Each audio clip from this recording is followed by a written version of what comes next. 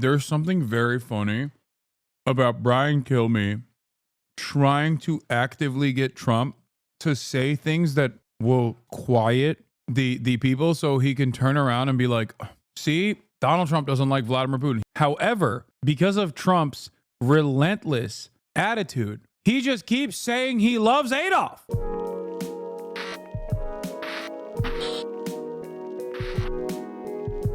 I'm saying it. This is Brian Killme interviewing Donald Trump. The IDF strategy and the Trump strategy, to be honest, is for the public to forget 85% of the outright L's America has had or assisted with. Yes.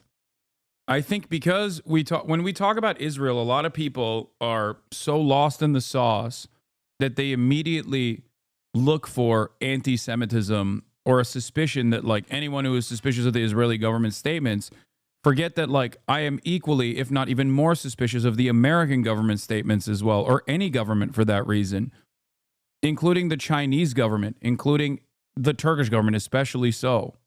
And what's interesting about this predicament is that whenever you talk about Israel, people go, oh, you just are saying that because you're anti-Semitic, not realizing that Israel functionally is no different. It's like having a Donald Trump administration, having an even more aggressive, more violent somehow Donald Trump administration actively lying to the public and actively lying to the Western world. That's all this is. There is no secret anti-Semitism in my assessment. I'm simply responding to Israel's track record of deliberately omitting key details and also actively lying. That's it. Speaking of people who lie or say unhinged shit, Donald Trump went on Brian Killme's radio show, and he said he's had it with Zelensky.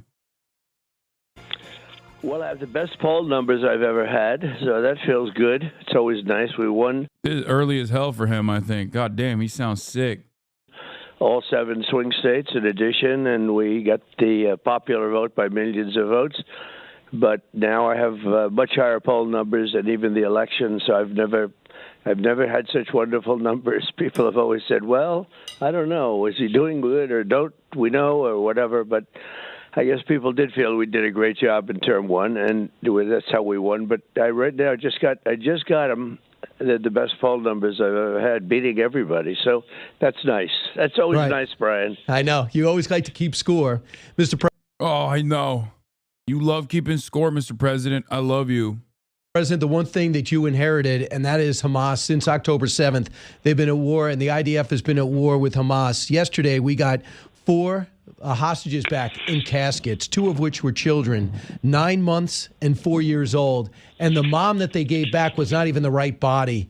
As we wait for 6 more hostages to be returned on Saturday, what do you think should happen with Benjamin Netanyahu, the IDF, and Hamas? Well, I speak to him, and he's actually not torn. I mean, you know where he stands, and he would like to go in. He just is so angry, and he should be. If he's not angry, then there'd be something wrong with him, frankly. He is very angry. He's a very angry man at what happened, especially what happened yesterday with these kids. They were babies, and it's rough stuff. It's rough stuff, and it looked like they were celebrating as they were bringing the bodies back. And you know, it's the scene is not even believable, Brian. When you see what's happening, it's sort of not even believable. It's so barbaric. You wouldn't think that could happen in a modern age, but it happened. You dropped off 2,000-pound bombs to them that they had ordered a while ago. You said basically you're not going to tell them not to go into any province. What Joe Biden was saying, don't go into Rafah. You better stop. Humanitarian aid here, threatening with sanctions. You have a different approach. It's Prime Minister, do what you have to do. So he's got the toy. This is such a funny way to analyze the situation, because liberals turn around and be like, see, at least Joe Biden did something. And it's like, yeah, I wonder what the outcome of Joe Biden's supposed red line looked like. I will forever repeat this. With some notable exceptions, the major difference between Donald Trump's foreign policy and Joe Biden's is that Donald Trump says the quiet part out loud, okay? Democratic administrations and maybe even former Republican administrations in the pre-Trump era at least had some semblance of tact. They applied a degree of tact and wanted to at least try and manufacture consent for their position or try to bring their audiences on board by, hitting a couple political points that their audiences supposedly cared about, like in order to justify further militancy in Afghanistan. Many liberals turned around and said, well, one, Joe Biden did the wrong thing here by pulling out, and two, what will happen to the Afghan women? Implying that the only way to ensure that a country could maintain feminist principles is by being under permanent military occupation. Got the decision to make.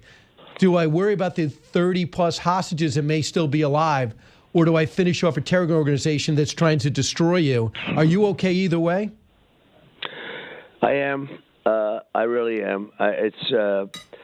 When you see what's happening here, it's a hard thing to say. You just wonder the condition of the hostages that they have.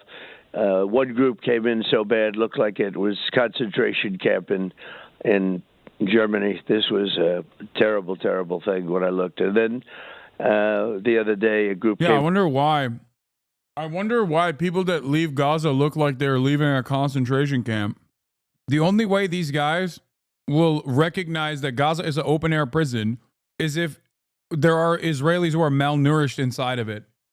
Yeah, no shit, Donald. You're not wrong. Which was not as bad, actually not really closely as bad. But I think really a lot of the people they have are in such bad shape. They're so violent and vicious. I think a lot of people, if you look, I think they're in really bad shape. Right. I really do. I think they're trying to give the best ones first. And if the best ones are the ones I'm seeing, they're in really bad shape. And sometimes you have to make a decision. It's a decision that has to be made. It's a rough decision. But the scene yesterday was really terrible because you're talking about babies. But Mr. President, there's no scenario where there's a two-state solution. This is really a low level. There's no scenario where there's a two-state solution anymore. I know Mike Waltz, your national security advisor, says there's no way Hamas is in charge there. So this seems... it seems like we're at the ultimate impasse. Your idea of taking over Gaza, making it more international, wasn't necessarily well received by Jordan or Egypt. So what's next, do you know? Well, we pay Jordan and Egypt billions of dollars a year, and I was a little surprised they'd say that, but they did. Yeah, and I wonder why. I'll tell you the way to do it. I wonder why you pay Jordan and Egypt billions of dollars a year. It's true. Let's think. Why? If they had the capacity to carry out ethnic cleansing without any sort of political repercussions, Egypt and Jordan would willingly do it. Okay? Their morality, the morality of the leadership, does not play a role in this equation. That's it. That's it. It's the same reason why you give them billions of dollars, so they can be a part of the security cooperative agreement that defends Israel every step of the way. But the delicate balance for all Arab nations is the consistent threat of their population rising up and rebelling against them. And there is nothing that will cause their populations to revolt more than actively throwing away the Gaza cause. There is no amount of weapons that you can deliver to the Egyptian military that will be able to actively suppress a revolt in Egypt. This is the major reason as to why they say, Mr. President, we would love to do this, but we can't. That's it. He does not understand it. He's too transactional and too stupid to recognize that. And when you are the American empire, in a lot of instances, you can get away with forcing people to do whatever you want. It doesn't take a brilliant man to be able to make vassal states do your bidding. This is simply one of those circumstances where the threat is existential. That's it. It is my plan. I think that's the plan that really works, but I'm not forcing it. I'm just going to sit back and recommend it. And then the U.S. would own the site. It'd be no Hamas, and there'd be development, and you'd start all over again with a clean plate. Right. Another way of doing it, but I don't think it would work, would be to do it with people there. But I just don't see that working. I mean, it's it's been so many years, so many decades of killing on that site. That is one dangerous place, and Right. Hamas would be there, I guess, depending on what happens over the next little while. But the question is, Right. can you wipe them all out? You know, they're so interspersed among people, and it's certainly not an easy thing to do. But Right. I liked my plan. I thought my plan was good. You get them out, you move them, you build a beautiful community and a permanent community, and you then take the site, the Gaza Strip, you take Gaza, and it's really essentially leveled now. You don't have too much to do other than, remove debris. It's really that place is not livable. Right. And if you gave the people a choice between that and living in a nice community, I think I know where they'd go. But we'll see what happens. I thought it was Right. great because the location is, it's a great location. I don't know why. Why wouldn't they want to live in a rebuilt Gaza when it's a really nice community? Why must they leave for this rebuilding to take place? It makes no sense. This is good, no, or at least a step in the right direction. Trump saying he won't force it. Yeah.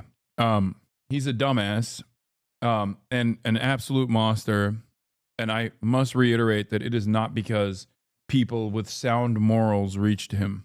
They probably communicated to him why what he's suggesting would not, it would not work logistically, why it would not work politically, why it could not work militarily without American boots on the ground. And I suspect that that is probably why he's not forcing the issue. That's it. I suspect the people who told him that it's not going to happen are most likely the Saudis. That's the only group of people that he'll listen to in the region, aside from the Israelis. And I'm sure that the Israelis would love to force Trump's hand into actively engaging militarily in Gaza. Israel ever gave that up. Why did they give it up? Yeah. I guess they look at us and say, why did you give up the Panama Canal, Brian? Right? It's all connected. Ariel I Sharon can't decided believe to it. do You that. look down on a map, they have the whole ocean. And somebody from Israel, I guess, I can tell you who, but What? it was well known, but he decided to give it up. Yeah. It's one of the bad real estate deals. I see a lot of bad real estate deals. That's one of them right there. So I'm going to have more about Ukraine. We have so much more to talk about the economy. We'll have that straight ahead. President saying whatever Bibi wants, he should go do. He's got the 2,000-pound bombs, and you have the horrible situation with the slow let go of all the hostages. You listen to the Brian Killme Show, my interview with President Trump, exclusive to us for this hour. Don't move. Now, we talked to you about Hamas and the whole horrific situation with the hostages and what he would do, and essentially Bibi's got a green light. Now, I talk about the number one story in the world, and that's Ukraine. I hate to say this because I love this man, not Brian, but he's kind of giving Walton Goggins here. Tell me I'm wrong. We all are big Walton heads, okay? I am a huge Walton Goggins head. He kind of looks like him. Baby Billy. The president's view, and you'll be interested to hear what he really thinks happened to start this war. Watch. President, cover of every newspaper just about is your stance in Ukraine. I was looking up. I almost found no indications that you said anything bad about Zelensky up until the last few days. And it seems as though when he didn't take the mineral deal and was critical of you for having a delegation talk in Saudi Arabia with Russia, that was a turning point. Yeah, I wonder why he would say no to the mineral deal, dude. That's crazy. That's crazy. I can't believe the leader of a sovereign nation said no to just simply giving all of their natural resources to a foreign country. Wow. Also, he's going to say yes at the end of the day. It doesn't really matter. But it's shocking. It's shocking to me that he would say such a thing. It's also shocking that Trump would say such a thing openly. Point for you, correct? I've been watching this man for years now as his cities get demolished, as his people get killed, as his soldiers get decimated, where you have old men and young men. You have men that are too old to fight, Right. men that are too young to fight. I've been watching this for years, and it's a war that shouldn't have started. I know because I was there and I had it It didn't start. Would have never started. If I won the election, which I did, it's a war that never, ever would have started. So I've been watching for years, and I've been watching him negotiate with no cards. He has no cards. And you get sick of it. You just get sick of it. And I've had it. And he then made a deal with us for rare earth and things. And who knows what rare earth. He's such a catty bitch. Like the New York Broadway queen comes out of him when he's like, I've had it. I've had it with him. Whatever rare earth means, I don't know. It's worth, but at least it's something. And who knows what it's worth. Who knows if they even have it. But we made a deal with rare earth, and Secretary of Treasury, a very good guy, actually went there. What do you mean, who knows? Bro, you know. Like, why does he say who knows if they have rare earth minerals or not? You're the president of the United States of America. You don't have anybody telling you whether or not they have valuable resources? Like, I'm certain I could figure it out with Google. And they couldn't even come close to getting a deal done. And frankly, I wish he didn't go there, waste all of his time like that. But they couldn't get close. They met, right? And then when he wanted to get it closed, he was unable to meet him again. But so it was just a wasted trip, a dangerous trip too. I didn't like it that he was doing it because he's a good man. I didn't want him to put himself under danger because I had a feeling something like that would happen. But look what you have. You have a man who's led a country that had the most U.S. provided $185 billion worth of defense to Ukraine. 75% of it went to U.S. weapons manufacturers. And we act like that's a bill Ukraine still needs to pay or losses we need to recoup. Yeah. It's very fucked up. They actively paid for it by having their people be slaughtered. If you honestly and earnestly wanted to defend Ukraine, you would just give them those weapons.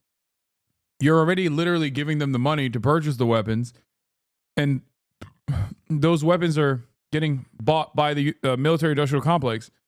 And then they turn around and say, well, our arsenal is diminished. Now we need to also get more subsidies and more taxpayer dollars to rebuild our arsenal. It's crazy. Beautiful cities that they're demolished. Had the most beautiful domes. Those domes are the most beautiful. But it's in all the world, Russia's. But that's Russia's fault, though, Mr. President. Russia They're did all the demolished. 1,000-year-old domes, and everything's demolished. Okay, Brian. Brian found his nutsack. Okay, respect. So it's like a demolition site, though. It's sort of like Gaza. In fact, will he say it again? He didn't get the memo? No, chatters.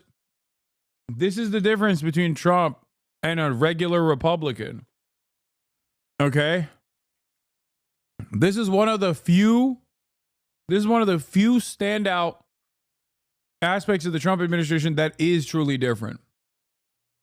Do you understand? Normal Republicans, if it wasn't Trump, it was anybody else, they would never talk like this. They would say, we have to be realistic. We have to go to the table to do a ceasefire. Ukraine has run out of manpower. Let's be realistic here. And that's it. But they would never blame Ukraine.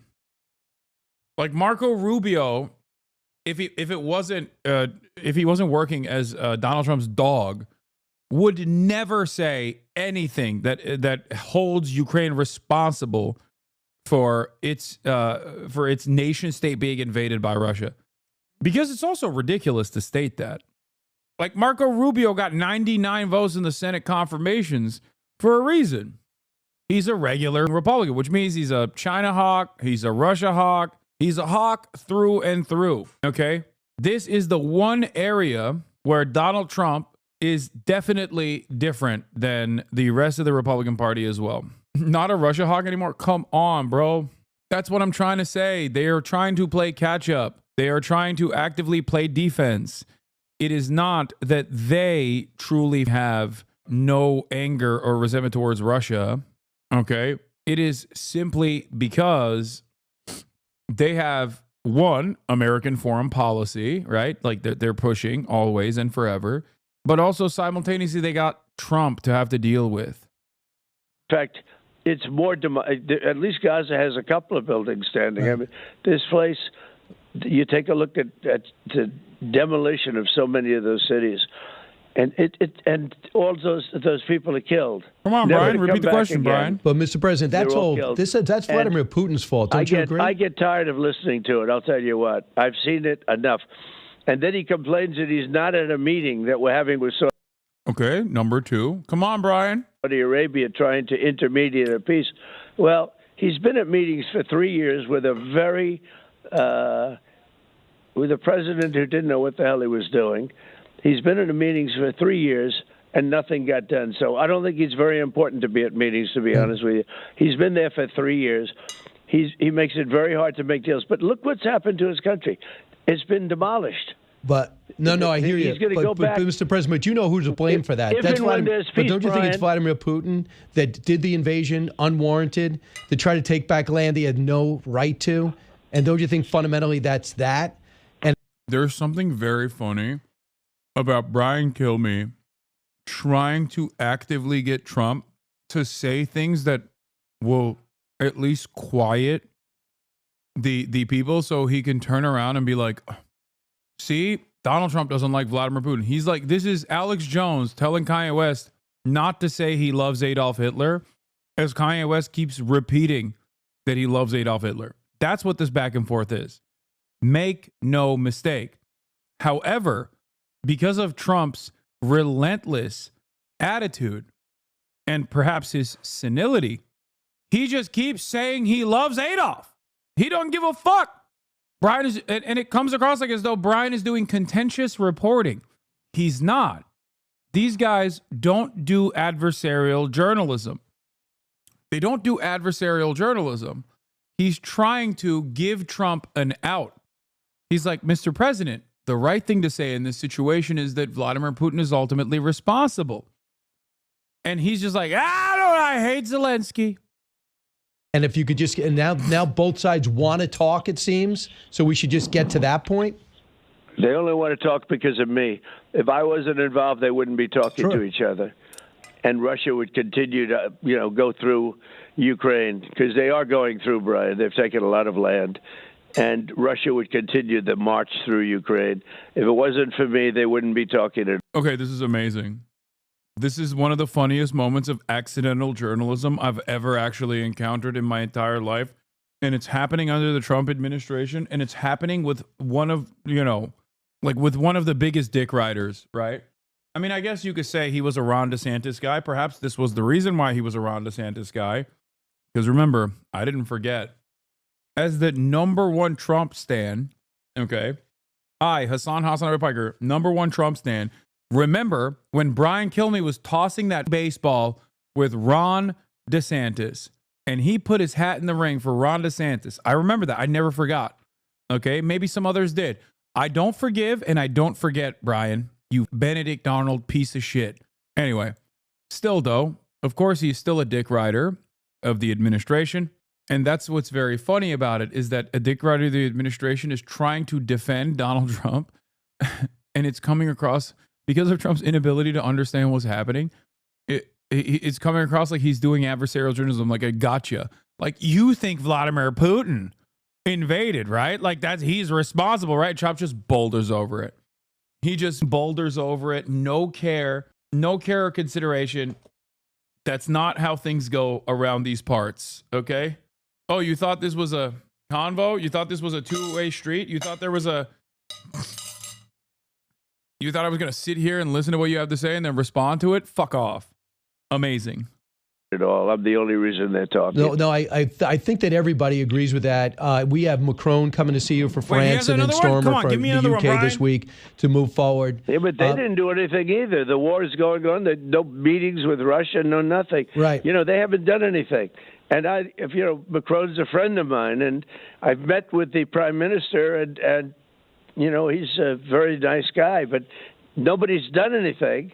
And I've been watching this go on for years, and I'm doing it for one reason. I hate the killing. I hate to see those young people killed. They're not Americans. They're Russians and Ukrainians. I hate to see the killing. So I just saw the Polish president just tweeted, and he essentially told Zelensky to go back and do a deal with you and try to get to peace. And he just put that out a short while ago. So do you believe that the Russians? Don't make me tell you about the human body thing again, Brian. Don't do it. Ukraine is flat. It's all gravity, flat land. The only thing that stops a bullet is a human's body. I kind of love that, dude. That one is so fucking stupid. And you know he thinks it's hard. Like, that is such a idiotic statement to make. And he thinks it goes so fucking hard. So he just keeps repeating that along with the domes. The domes, the beautiful domes. Zell Disney destroyed the domes. Want a deal, and even though they're the aggressors in this situation, they want a deal because they've had about 700,000 casualties. They're losing 46,000 a month too. So, do you believe they were sincere in Saudi Arabia? Look, Russia, and who is the Polish? Are you talking about Duda? Yep. Was it Duda that put it out? Yes. Because you have different leaders. Why does he talk to them? Why does he talk to Fox News commentators like they're doing a briefing for him? Like, oh, which one was it, Duda? Like, you're the president, dog. You should fucking know that. Like, why are you getting a morning briefing from Brian Killme on the Fox News Brian Killme radio show, weekdays from 9 a.m. to 12 p.m. Eastern time? You can also find it at briankillmeshow.com. It's very interesting. But no, look, it's not you ready? Russia did not attack during my administration, but I will say he hates Zelensky. He hates him. Wait, but so do you. What is he saying? Bro is not letting down from this position that it is actually Zell Disney's fault that Ukraine was invaded. That is kind of a wild thing to just say.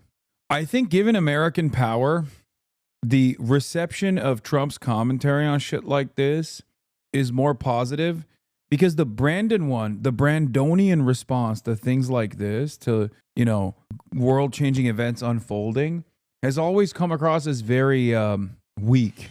You know what I mean? It's ridiculous. With a tremendous passion. You're lucky you don't hate people, Brian. You don't hate anybody. You've never. But it's you've mutual never been a hater. I'll give you the exact. Why do I think Trump is so anti-Zelensky? Because he 100% loves Vladimir Putin. Like, he does. He likes Vladimir Putin. There is not, like, this is not me being a lib. He likes Vladimir Putin in the same way that he likes Xi Jinping, in the same way that he likes Kim Jong-un, in the same way that he liked Duterte. He likes strongmen. He likes Erdogan too. He likes strongmen. And I don't mean like strong men. I mean like he likes autocratic strongmen, authoritarian strongmen. That's number one. Number two, Zelensky did not play ball. Like, Ukraine didn't play ball with Donald Trump when he wanted blackmail. Okay? So he hasn't forgotten that. That was very frustrating for him. I think that he, to a certain degree, blames the Ukrainian administration for the loss of the previous election, and also that he was embarrassed because he got, obviously impeached over it, because they did not just make up shit about a connection between Hunter Biden and Joe Biden. Okay? And I think last but not least, I guess so he's a Russian asset? No, I don't think he's a Russian asset. No. I'm not saying that. I'm not saying Trump is like a secret KGB agent or he's in a gay relationship with Vladimir Putin. But I think he likes Vladimir Putin in the same way that he very clearly likes Xi Jinping. Like, he says it all the time. Do you think he likes China? No, he doesn't. But he likes Xi Jinping. Like, he doesn't like China as a competitor. He doesn't like China as a foreign adversary. He hates China. But he thinks he admires He admires these people. He admires their power. Yeah, Zelensky refused to manufacture evidence against Hunter Biden, like I said, yes. Like, not even Hunter Biden, but Joe Biden specifically. And I think those are massive reasons for why he's behaving like this. Like, he thinks Zelensky should know his place. Like, he's like, come on, you're a vassal. You're an asset to us. You're a weapon we wield. You know? So he thinks like anyone talking out of turn against them is like ridiculous. I'm sure that if like Modi also said something similar, he would despise them too. I would say outside of like out of all of the authoritarian strongmen, you want to know who he doesn't like? And this is going to come across as a surprise to many of you, I think. Benjamin Netanyahu. Ironically enough, regardless of all of the insane things that he's done for Israel, he does not like Benjamin Netanyahu. Oh, he doesn't like Maduro either, yeah. But it's because Maduro's never glazed him.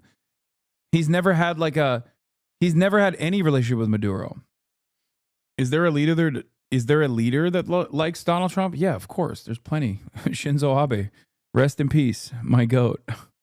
Shinzo Abe loved him, and Trump loved him back. He doesn't like Maduro because Obama has a soft hand with Venezuela, and he wants to do the opposite of Obama as always. Not necessarily, as Obama had a hard hand. I mean, I guess he had a soft hand with Israel too. They both had a soft hand against Israel, so it doesn't count. But didn't we find out recently he low-key likes Claudia? He did say some positive shit about Claudia, which was crazy.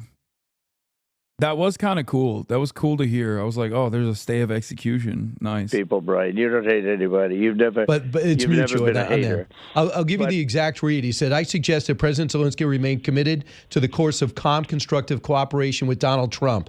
I trust that goodwill and honesty form a foundation of the U.S. negotiation strategy. I have no doubt that President Trump is guided by a deep sense of responsibility for global stability and peace. What is he doing?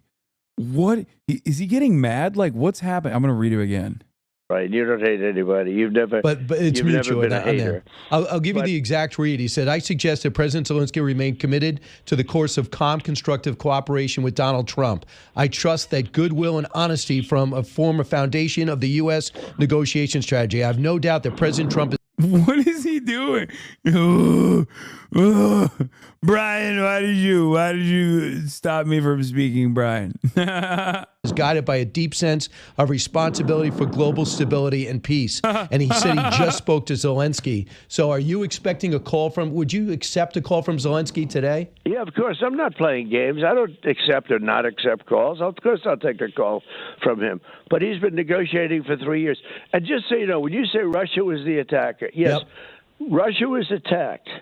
Russia attacked.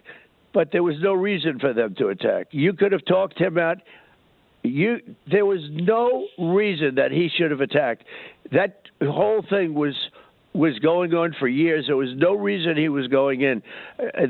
It should have never happened. That war should have never happened. And I'm telling you, the way they talked, I said, these guys are going to go into a war. Every time I say, oh, it's not Russia's fault, I always get slammed by the fake news. But I'm telling you, Biden said the wrong things. Zelensky said the wrong things. They got attacked by somebody that's much bigger and much stronger, which is a bad thing to do. He's defending Putin like he's his boyfriend. Yeah, he loves him, dude. He loves his ass.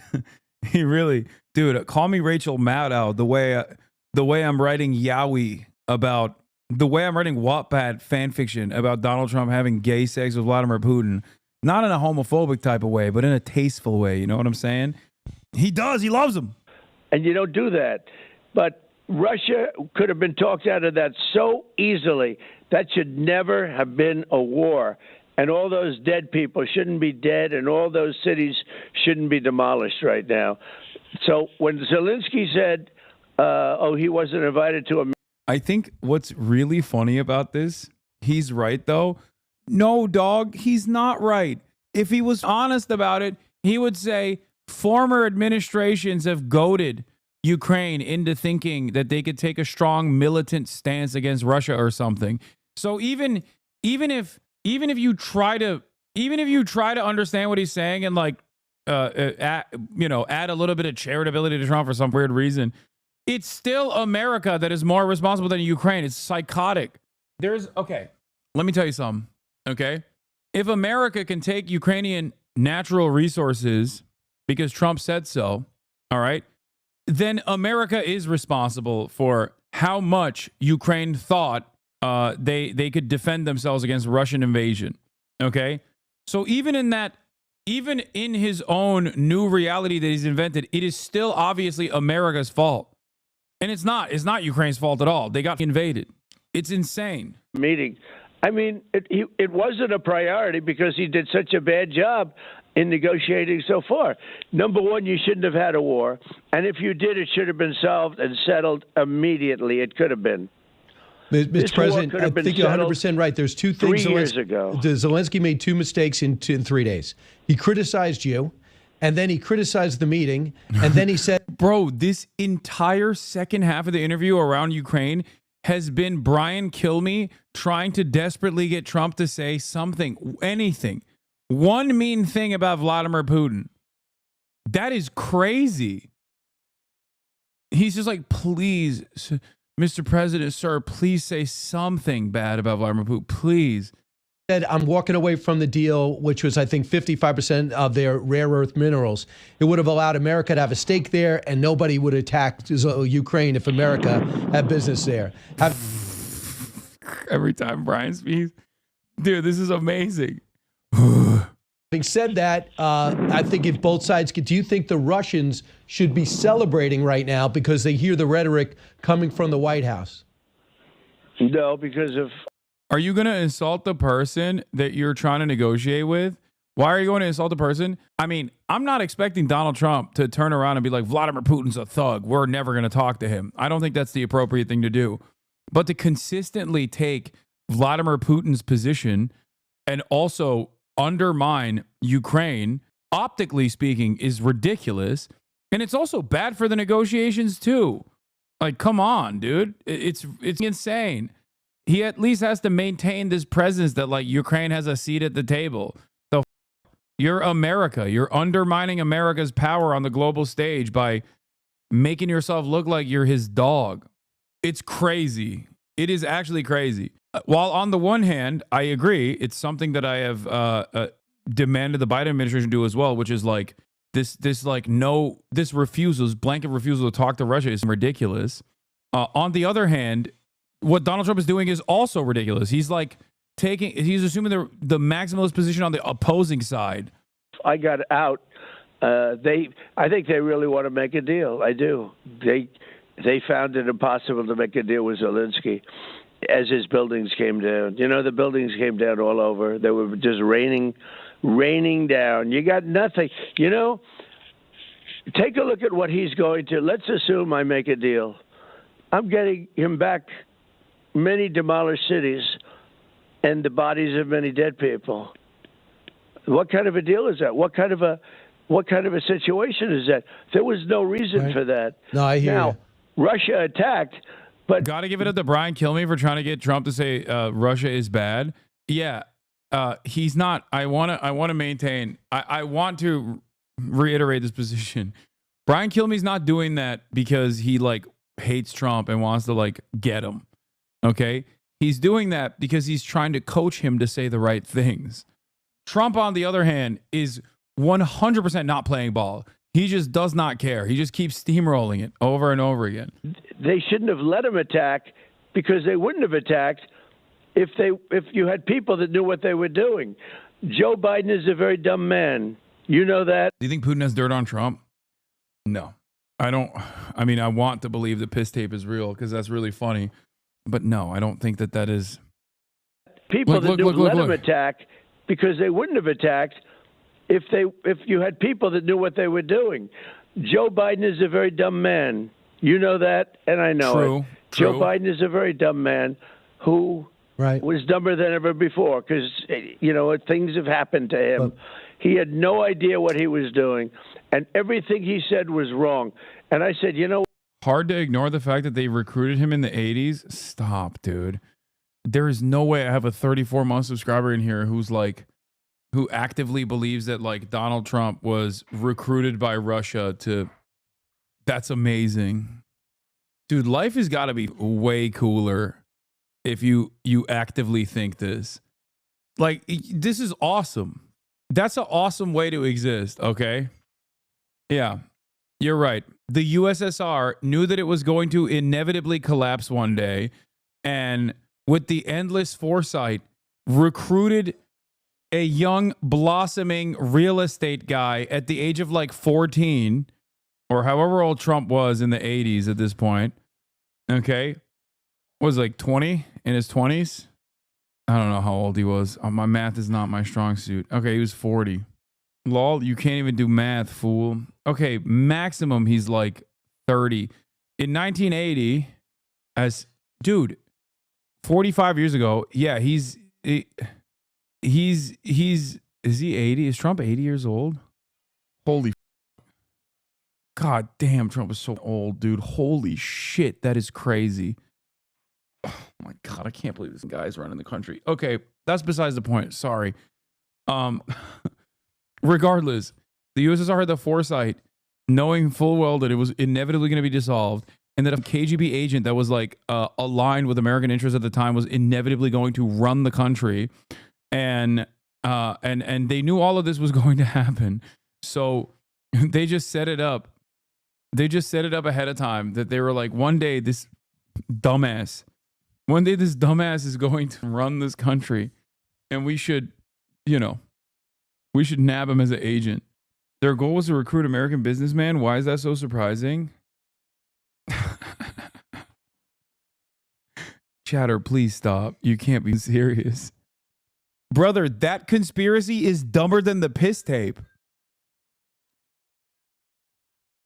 Like, what the dude, they had an incredible scouting team. Why is that dumber than the piss tape? Because it wasn't even Russia. It was the USSR at the time. What are you talking about? I think you underestimate how many libs you have in this chat. No, I don't underestimate it, because anytime I talk about Israel, or anytime, that's why they're so malleable and immediately come back and they're like, oh, I didn't know you were a socialist terrorism supporter. What the okay. Oh, I feel so betrayed. I can't believe you're pro-Palestinian, which automatically assumes you're pro-terrorism. Duh. There are definitely still liberals in here. Plenty of them. But that's not liberalism, dude. The assumption that the USSR actively planted the seeds of a Donald Trump presidency 40 years ago is psychotic. You know what? I think this guy's going to cause I think he's going to cause a war. Right. And that's what happened.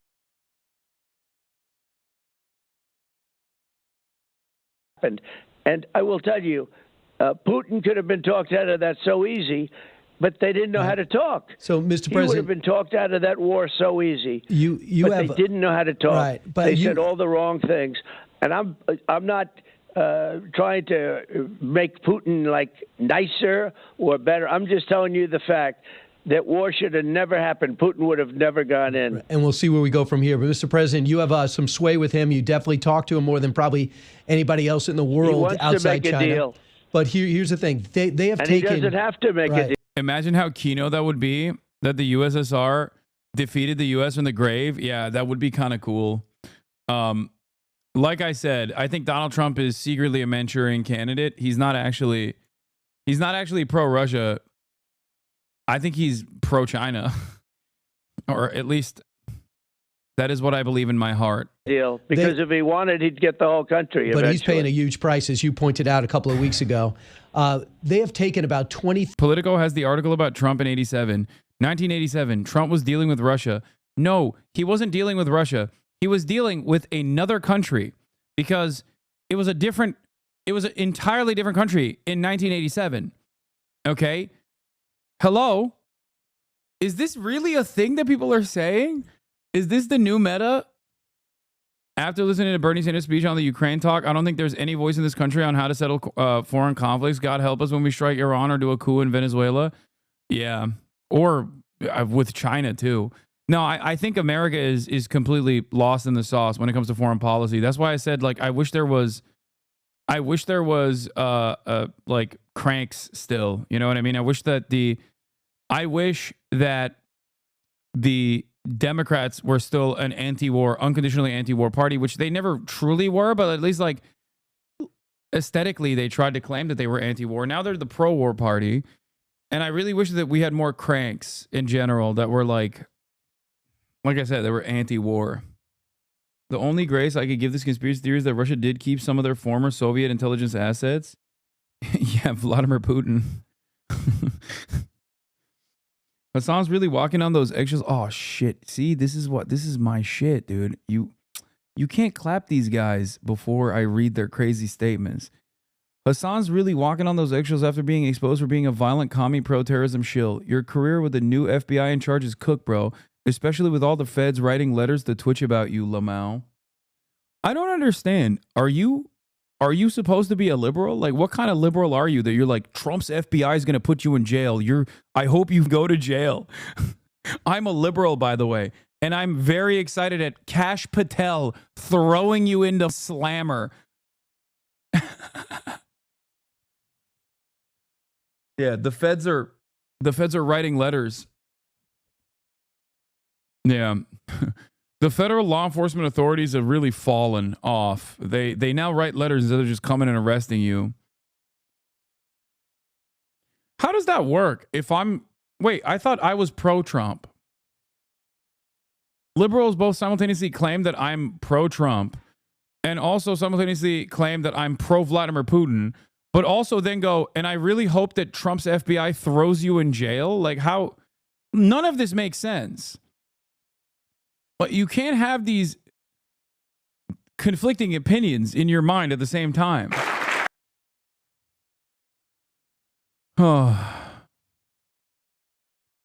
At a certain point, you have to arrive. At a certain point, you have to arrive at a conclusion that, like, maybe you have no political perspectives at all any longer. Maybe you did at some point, but you certainly don't have them now. And all of your political expression has devolved into actively yelling about a Twitch streamer who has no power whatsoever. Okay? So one must ask the question, who ruined your brain? Hasan Reactions is one of the best ones in the React channel.